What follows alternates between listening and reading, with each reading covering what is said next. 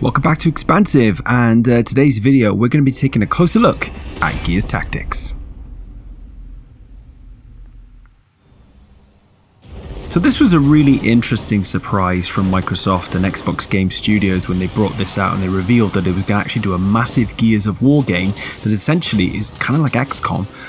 So obviously we know that Halo Wars had previously had some success using the real-time strategy genre. You know, they'd made it kind of a top-down base builder where you've kind of a Zerg rushing between the the Covenant and other sort of enemies within that universe. But it was interesting, like, to kind of explore that from another perspective from Gears of War. I mean, I don't necessarily think the base building aspect would have worked there, but the XCOM kind of crossover really does make sense. And as you can see here, you can see the Hammerburst drones are still very much present in this. You can notice some familiar sort of logos and environments that will seem very, if you've played any Gears of War game at any point, it'll seem very familiar to you. Of course, the weapons are still in there, like the Hammerburst, the Lancer, the Snub Pistol, the drones. But what is different is the fact that you're not playing as Marcus and Dom. And I really quite like that they've not, explored their storyline again. They've actually given us two brand new characters in here. And the significant one of that is actually one of the characters is actually, if you've played any of the new trilogy of games, you'll know a lot about Kate. Kate is kind of essentially the central character, and you're essentially playing her dad. I'm not going to go any further into it than that because there are some really big plot points throughout the game that are actually going to mention and actually relate to, Gears of War 4 and 5 and potentially even Gears of War 6. We don't really know yet. But yeah, there's a lot to unpack here for Gears fans. And I think that's a crucial thing about this game is that essentially, it's not just a kind of a spin-off, throwaway game that's kind of been decided, you know what, we're just going to have a bit of fun. We're going to try something different with one of our poster franchises, try and keep it fresh and relevant. There's actually a lot of storyline to kind of like unpack here, and there's definitely something huge for Gears enthusiasts. You see in here now, it's very similar to XCOM. Essentially, it's all about cover-based shooting. You kind of got the ratio and the hit ratio. What kind of weapons are important to use in certain situations. And as you're about to see here as well, here I can use a Lancer to kind of basically saw up my enemies, which is extremely Gears of War. And that's the crucial thing, I think, as well, is that XCOM has very much been a game, that's not necessarily renowned for bloodthirsty combat. Gears of War absolutely is, and that's ever present throughout in this game. There's no question about it. This is very brutally Gears of War. You can slice enemies in half. You can cut pieces off them. It's very suitably badass, gritty, and bloody. But I think what's quite interesting about Microsoft are always willing to kind of adapt their key franchise, and Halo Wars was actually a great success. It even merited a sequel at some point, and I'm kind of hoping, having played Gears Tactics, I hope that this actually merits a sequel as well, because it's a really clever and smart way to kind of iterate on this franchise. And I think there was a point perhaps with Gears of War where people felt that the series was becoming a little samey. It was kind of like same environment, same kind of sequences, lots of big explosions. The characters are all the same. But I think what is really smart about this is that it does appeal to two sets of demographics now. So as I've mentioned, there's something here for Gears enthusiasts to really kind of dive into and play, and I think that they will really get a lot from it. But also for those who've maybe played XCOM, never played a Gears of War game before, and really want to kind of try something different and get some, while the inevitable wait for XCOM 3 comes, and I know we've had Chimera Squad recently, but that's not on consoles yet.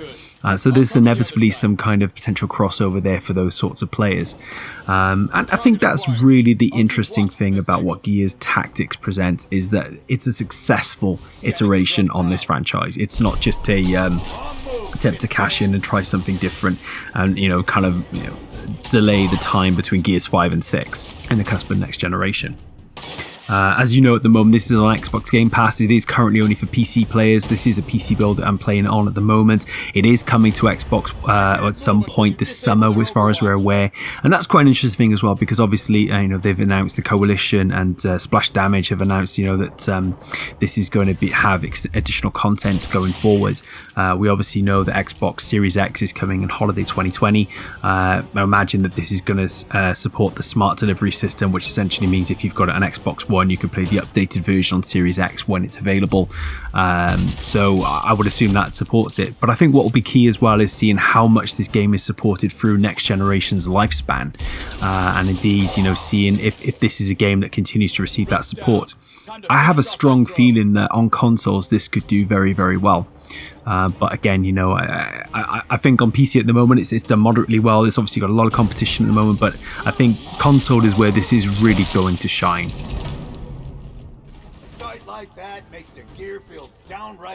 As you can see, all the enemies are still very present. You got the wretches, which I've just sort of blasted my way through, and they're still coming in their hordes. They're incredibly intimidating in this setting, by the way. Obviously the wretches have always been an issue within the Gears of War franchise, but I think seeing them come together, in a sort of a line and just kind of swarm on you when you're trying to hunker down into cover, because cover is so crucial to this game. It's a really intimidating sight, actually. But you've seen here is quite interesting as well. When you have downed enemies in Gears Tactics, you can actually go over and execute them, which gives you an additional action point. Now, I suppose that's a key thing to bear in mind for those who've never played an XCOM style game and have always known about Gears of War. So essentially, this is turn-based. So what you essentially have, you've got your 2 gears here in this setting. You can have up to 4 in a party as well. So it's like a standard Gears fare, and you take it in turns between yourself and the enemies. So the action points are your kind of what you can do in that. So action points will accommodate things like reloading, they'll accommodate shooting your bullets, they'll accommodate moving, other actions in the game. So each action point is precious, and any you can gain additionally, as I just showed you with the execution, is so vital. So well worth bearing those in mind. And I think with the cover-based shooting aspect of Gears of War, which has always been such a huge, crucial part of that franchise since the very beginning, that's why this really fits the XCOM kind of real-time strategy genre like a glove. And it almost makes you wonder why we haven't seen a game like this similar at some point in the past. And in some ways, I feel like this fits the franchise perhaps more organically than a cover-based shooter, which is quite a fascinating thing. But obviously with the action point style of things as well, it does kind of slow the momentum down a little bit. I mean, you can't just keep firing and reload, fire. You have to wait your turn sometimes, but you should always leave yourself in a good position. So obviously that's another big part of this compared to other Gears of War games, that if you are, for instance, I've left myself in a bit of a precarious position there and the wretch was able to get to and swipe at me, and I can't defend myself until it's my turn. So those are the kind of things you have to bear in mind, and believe you me, the difficulty on this game is pretty extreme.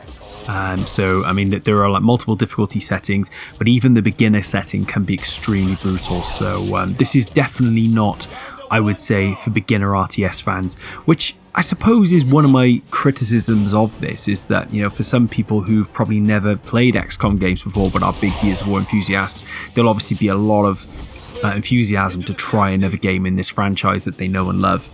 But it's not necessarily welcoming for newcomers, and I think there's definitely a learning process with these games to really get the most out of it, to make it effective, your strategies most effective, and to be at your best. And I think even for someone like me who's played XCOM games for many years, I've gone through some of these missions several times because I've either I've messed up my positioning, or I've allowed myself to get in dangerous spots. And you can always revive your allies at times, but it can be a very challenging game for sure.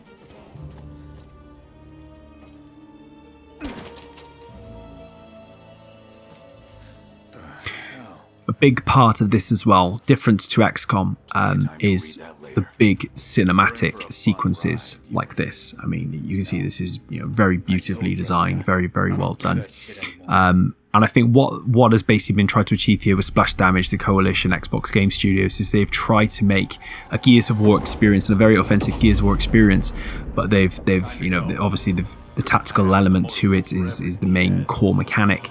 But obviously the cutscenes are so crucial to the ever-evolving story, and it really shows you that story is the frontal driving force of this game, to the point where there is actually no multiplayer whatsoever. So that may be a bit of a surprise for some people. To me, it doesn't matter too much, because obviously I've always played these as single-driven games. Yeah, if you were looking at this for thinking this was going to have a multiplayer component, it doesn't, at least at the moment. We don't know if that's something that will change in a future content update, who knows. But certainly for now, this is very much a single player, story-driven campaign.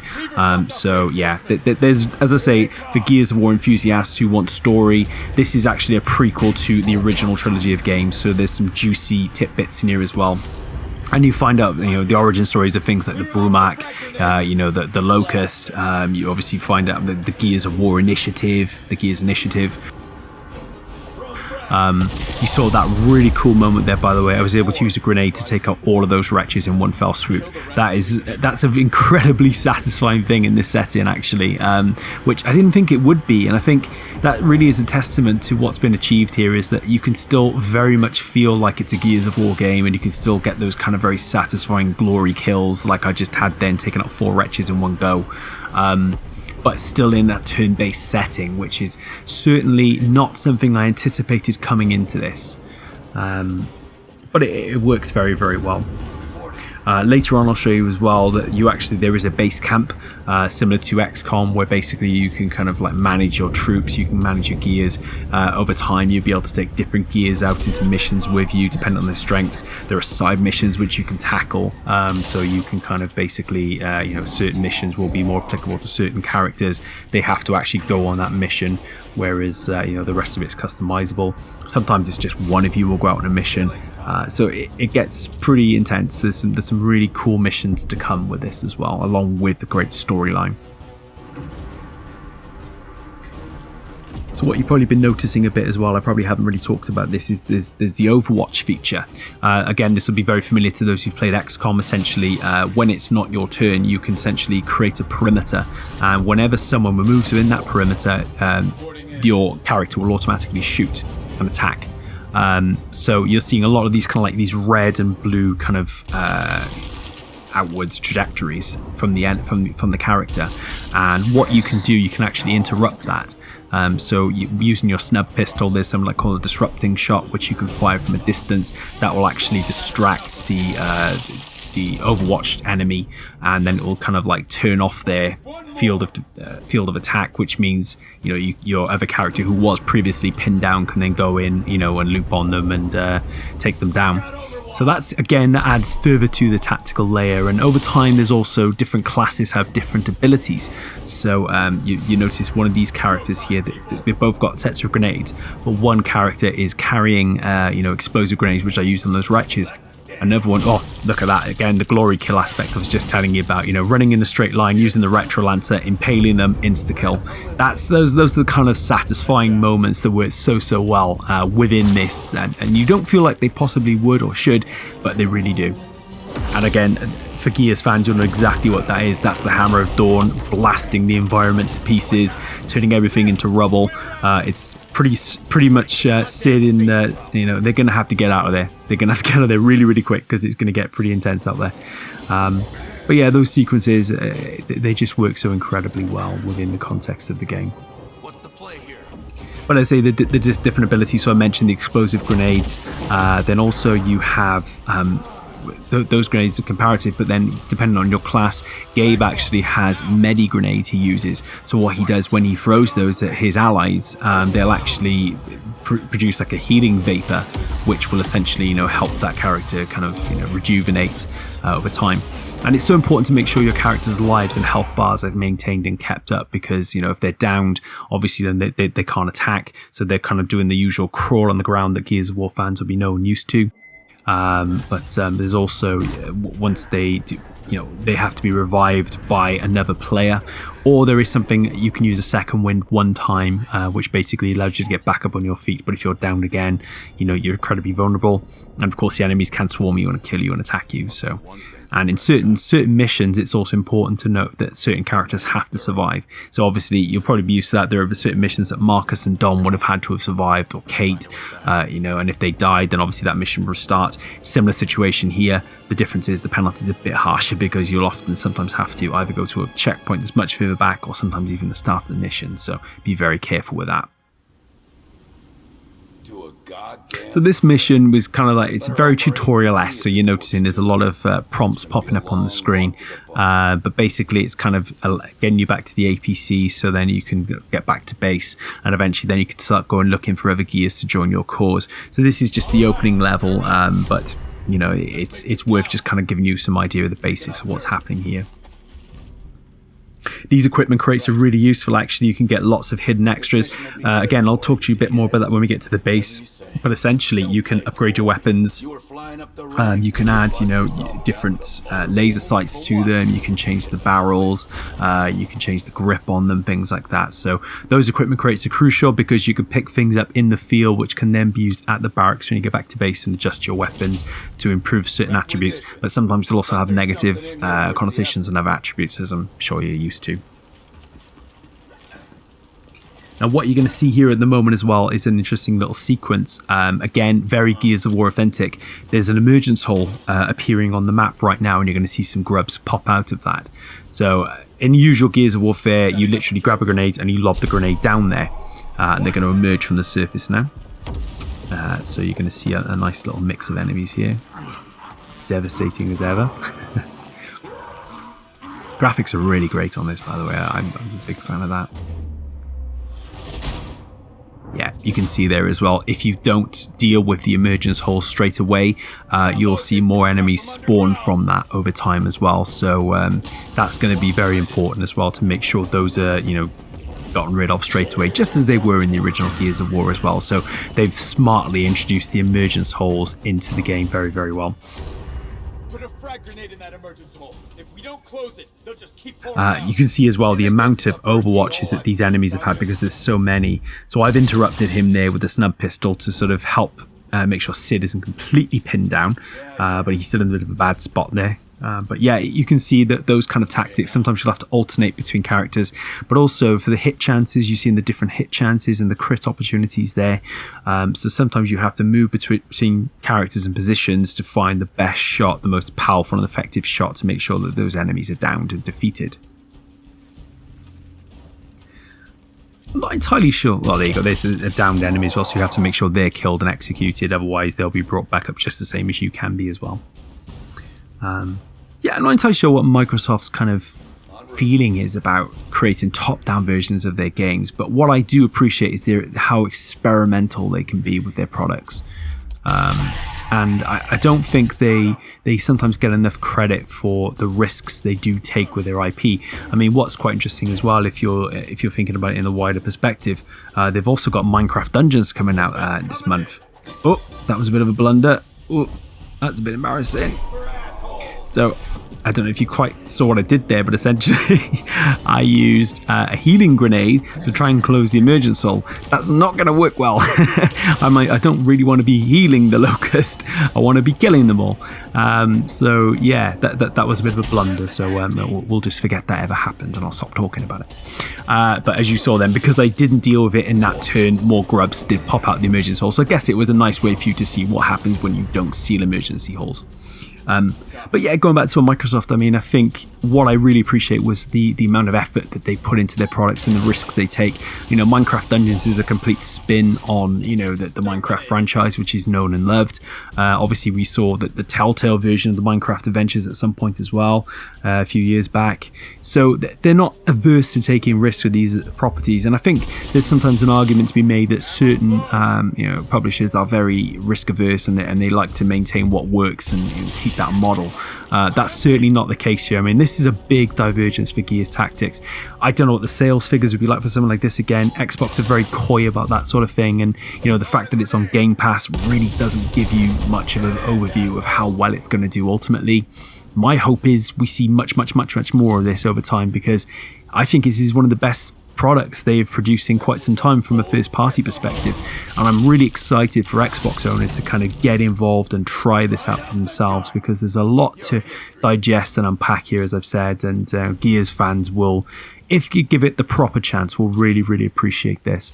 As I say, it's a prequel to the original trilogy. It's not not linking in, well, it does link into the new trilogy, but it's not completely that's not where the core of the story is focused, I suppose. At least as it first seems. But again, I'm not going to delve too deeply into that because of spoilers. As I mentioned as well, reloading is so crucial. I mean, you don't get the usual kind of, you have to reload and press the button at the right time so you get the most powerful bullets and reload, but you have to make sure that you're always reloading because you will run out of ammo, and it's a crucial part of the action points that you're using in your, in the battles as you get into them.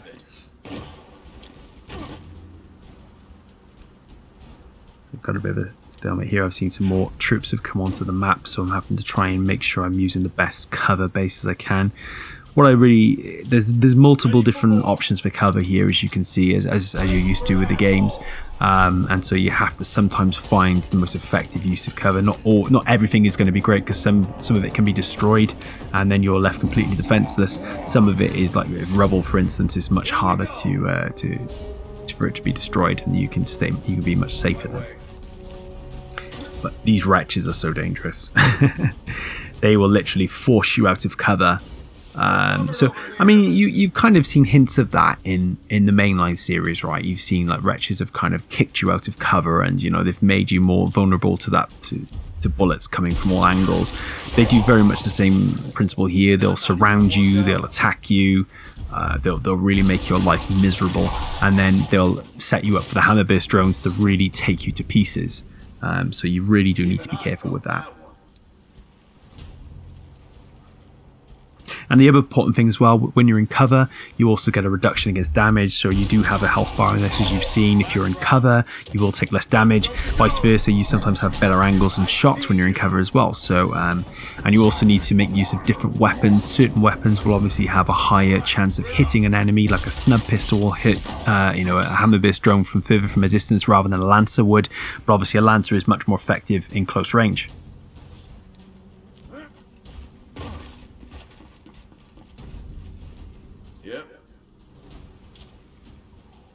Yeah, this is a tough game. I mean, again, this is a tutorial mission, so you're really not seeing the depths of the challenges.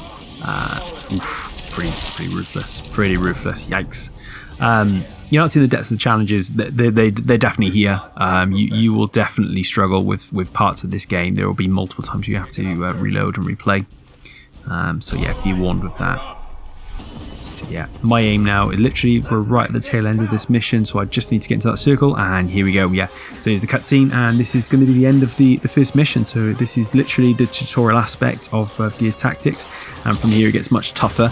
As I said, you will get up to 4 gears in missions as well, so you can kind of really diversify that. And there are multiple classes. Sometimes you'll get heavies with like massive machine guns, you'll get snipers.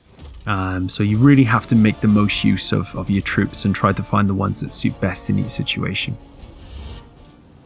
Now what you see now, when you come to the end of a mission, obviously you level up. So what's interesting, well, slightly different from mainline series, is you get skill trees for each of your characters. And obviously when you reach the convoy, you see there I've got my little pre-order bonus of Coal Train if you pre-order the game early in advance. And similar to like any sort of loot-based game, you open your crates and you get different stuff. For instance, I got a Retro Lancer mod there, so that's really going to be great for Sid. And when you get new advances, you follow the little red arrows on the screen to make everything easy. You click those, and it shows you when you've got something new in your inventory to kind of upgrade and adapt. And you've got to see the stats there at the bottom right. It tells you what passive skill you have when you equip certain things. But also you can look at the damage, the accuracy bonus, crit damage, ammo, things like that. And you really have to bear that in mind. So not every new upgrade is going to be the best upgrade for you. But certain passive skills may be better, but you may have to take a knock on certain skills. So it's all a balancing act, really. And I think that really adds to the layers of, it's not just the tactics out on the battlefield. There's also a lot of tactics that go on when you're building your core team together. Now the skill tree is quite interesting here, so you can see that Gabe is kind of like a battle medic almost. So he's got like the Surgeon, Paragon, Combat Medic, and so what he can basically do is you can level up to different aspects of that tree. You can focus on one particular area, you can focus on multiple areas. It's entirely up to you. But that's something that comes over time, and every time you level up, of course, you get a skill-based point which you can then use on to unlock things within that tree. So there's lots of layers there. Sid is a vanguard, so he's got Warden, he's a shock trooper, an assault, and a paladin. So again, it's a similar situation. You know, you can look at different stats and see how to improve in certain areas. Yeah. And of course, all characters will level up as well. So, you know, everyone can be level 2, 3, 4, 5, whatever. And you make changes to the undershirt. You can kind of add helmets to them. You can basically change the color of their armor, their guns. You can really customize, you know, these characters. Obviously, the main characters, you can't like tweak their facial features and things like that. But any newcomers you get on into your team, they can be completely tweaked. And yes, you can even name them as well. So in typical XCOM fashion, there's always been the thing of with the permadeath mode, if a character is killed, you know, your named character who's been with you since the very first mission is killed on like mission 12 or something, and you're like, oh my god, that's such a loss. You know, there's that sort of feeling of remorse and regret as well, you know, if you go for the permadeath modes. But yeah, this has been Gears Tactics. Hope you've enjoyed this video. Stick around for future content. See you next time.